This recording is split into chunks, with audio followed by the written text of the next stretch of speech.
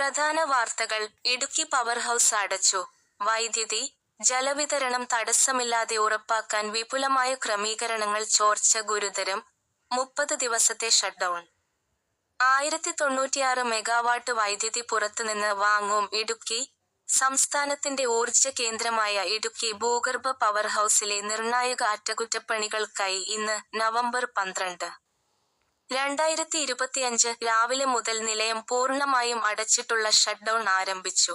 30 ദിവസത്തേക്ക് നവംബർ 11 മുതൽ ഡിസംബർ 10 വരെ നീളുന്ന ഈ ഷട്ട്ഡൗൺ കാലയളവിൽ സംസ്ഥാനത്ത് ലോഡ് ഷെഡിംഗ് ഒഴിവാക്കാനും ജലവിതരണം ഉറപ്പാക്കാനും വിപുലമായ ക്രമീകരണങ്ങൾ ഏർപ്പെടുത്തിയതായി സർക്കാർ അറിയിച്ചു.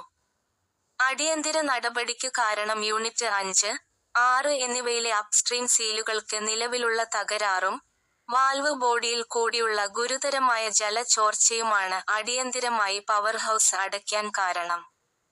ചോർച്ച പരിഹരിച്ചില്ലെങ്കിൽ 66 ടെക്സ്റ്റ് കിലോഗ്രാം (cm) ക്യാരറ്റ് 2 മർദ്ദത്തിലുള്ള ജലം ഭൂഗർഭ പവർ ഹൗസിലേക്ക് കുതിച്ചെത്തി വൻ വെള്ളപ്പൊക്കവും ജീവനക്കാർക്കും ഉപകരണങ്ങൾക്കും ഗുരുതരമായ അപകടവും സൃഷ്ടിക്കാൻ സാധ്യതയുണ്ടെന്നാണ് കെ.എസ്.ഇ.ബിയുടെ മുന്നറിയിപ്പ്.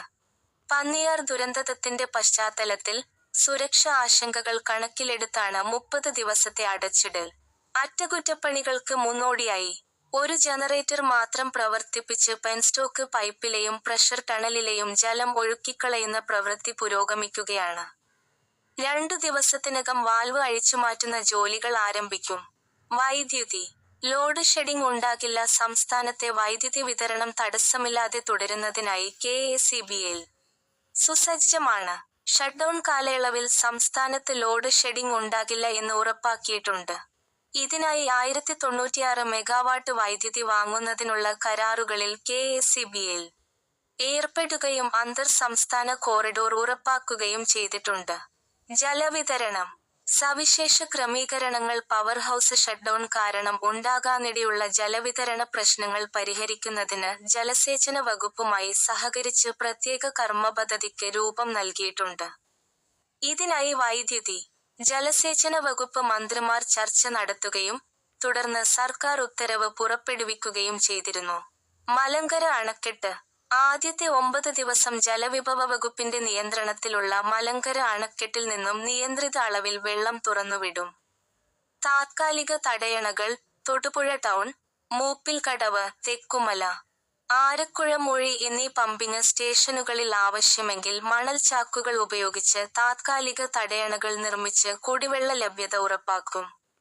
കനാൽ ശൃംഖല. ഭൂതത്താൻകെട്ടിൽ നിന്നും കനാലുകൾ വഴി വെള്ളം ഒഴുക്കിയെത്തിക്കും. പെരിയാർ വാലി ഇറിഗേഷൻ പ്രോജക്റ്റിനു കീഴിലുള്ള ചേലാട്, മുളവൂർ ബ്രാഞ്ച് കനാലുകൾ തുറന്നു നൽകാൻ തീരുമാനിച്ചു. ടാങ്കർ ലോറികൾ. ഉയർന്ന പ്രദേശങ്ങളിലേക്ക് ടാങ്കർ ലോറികളിൽ വെള്ളം എത്തിക്കും.